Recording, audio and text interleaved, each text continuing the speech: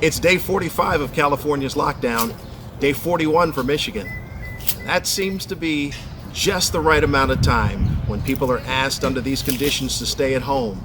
They will lose their damn minds.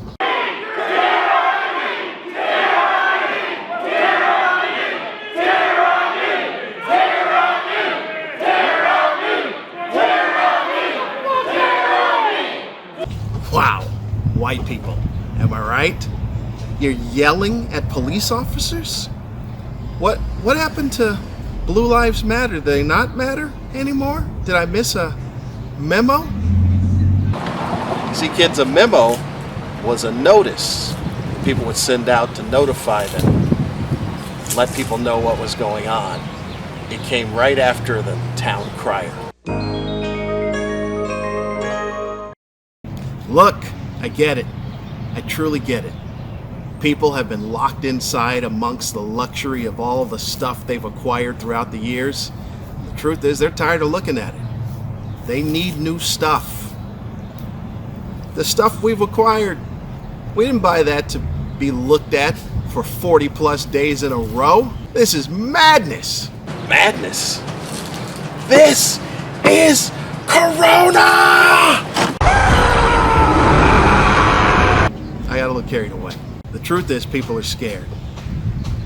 They're scared of not being able to take care of their family, put food on the table, keep a roof over their head. The whole thing is frightening. It is even more frightening the fact that the government didn't really do much to help. It's almost like you've been put on punishment by your parents without being told when it ends.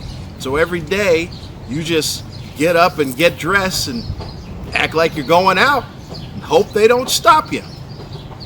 Where are you going? Yeah, I thought it'd been long enough for the... No? Okay, I'm going back to my room. But let's take a real look at what's going on here. I've said this for a long time. White people do not do well with being made uncomfortable. There is no time in American history where white folks have done well with assimilation. Look at what happened a while ago when white women were calling the police on black folks because they made them uncomfortable. They're barbecuing, they're selling ice water, they're sitting at a Starbucks. Look, as minorities, we feel uncomfortable every single day, and yet we never get to call the police because we feel uncomfortable. You know how many times I've seen a grown white man publicly cutting his toenails? Once is enough, and it's more than once. Minorities, listen up. We've got to make white folks comfortable. They don't do well otherwise.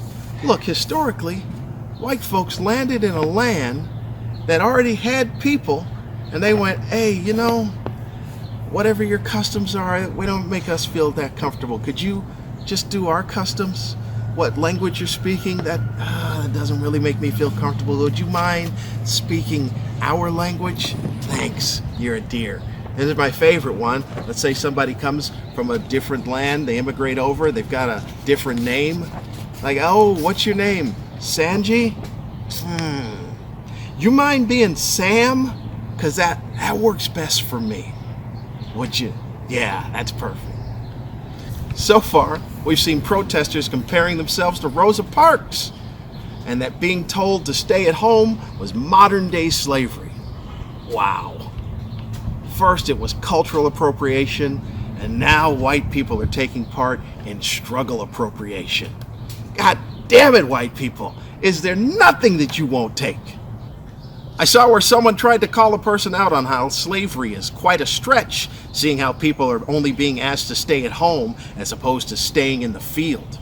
Their reply was, there were Irish slaves too. Whoa, what? There were Irish slaves? I had to look it up. Irish slaves, like in the field next to black folks singing spirituals? Wherever I be, my soul is singing down. Nope, there weren't. They were treated horribly when they immigrated, but they immigrated.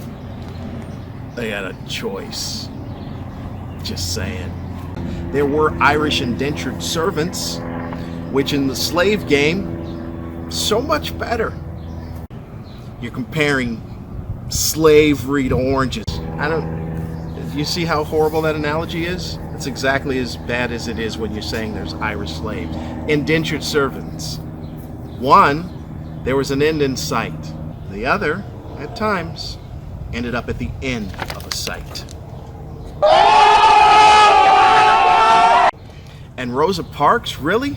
So years from now, white folks are going to be telling their families about the time they had to sit in the back of the house? Look, white folks are great through every other circumstances, but being uncomfortable.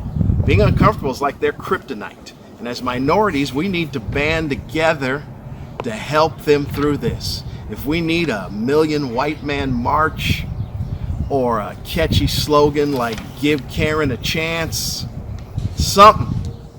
Maybe we could inject them and then put some UV light in the... Supposing we hit the body, tremendous, whether it's ultraviolet or just very powerful light. And we'll take a look at it.